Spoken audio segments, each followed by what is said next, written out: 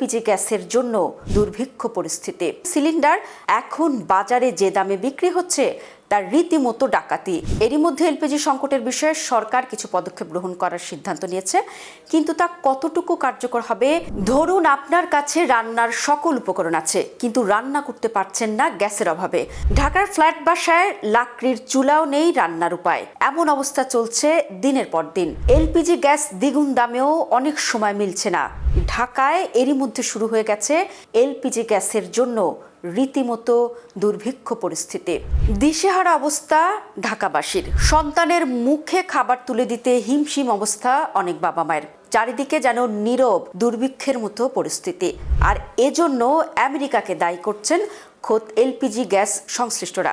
শীতে এমনিতেও গ্যাসের চাহিদা বেশি থাকে বাসা বাড়িতে, তার উপর লাইনের গ্যাসের চলছে তীব্র সংকট। অধিকাংশ বাড়িতে আবার নেই সেই গ্যাসের ব্যবস্থা। বিকল্প একমাত্র এলপিজি গ্যাস। কিন্তু এলপিজি গ্যাসের সিলিন্ডার এখন বাজারে যে দামে বিক্রি হচ্ছে তার রীতিমতো ডাকাতি। বাসাবাড়িতে সাধারণত ব্যবহার হয় 12 কেজি সিলিন্ডার, অথচ 1253 টাকার 12 কেজি গ্যাসের সিলিন্ডার বিক্রি হচ্ছে 2000 টাকায় বেশি দামে। অনেক সময় টাকা দিয়েও মিলছে না সেই কাঙ্ক্ষিত সিলিন্ডার। সরকার নির্ধারিত দামের চেয়ে 500 থেকে 700 টাকা, এমনকি 1000 টাকারও বেশি দাম দিয়ে কিনতে হচ্ছে এলপিজির সিলিন্ডার। এরই মধ্যে বিশেষজ্ঞরা সতর্ক করে দিয়ে বলেছেন, সামনে এই অবস্থা আরও ভয়াবহ আকার নিতে চলেছে।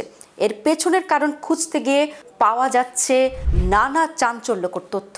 প্রথম যে কারণটি পাওয়া গেছে তার সাথে জড়িয়ে আছে আমেরিকার নাম। জি, ঠিকই শুনেছেন।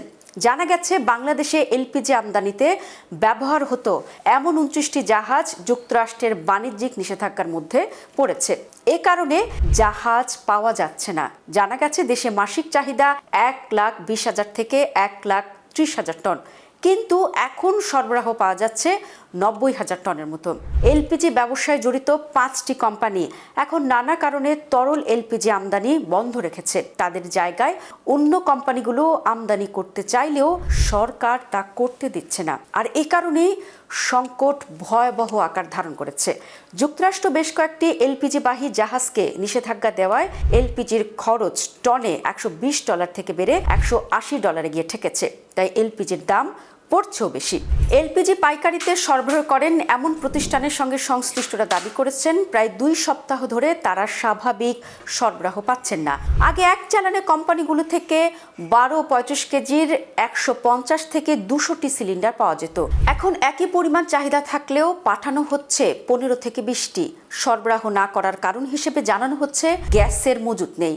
এলপিজি খাত সংশ্লিষ্টদের অভিযোগ, বিইআরসি দাম সমন্বয় করতে পারে এমন ধারণা থেকে কিছু খুচরা বিক্রেতা কৃত্রিম সংকট তৈরি করছেন। উল্লেখ্য, রোববার সন্ধ্যায় বিইআরসি 12 কেজির সিলিন্ডারের দাম বাড়িয়ে 1,306 টাকা নির্ধারণ করে।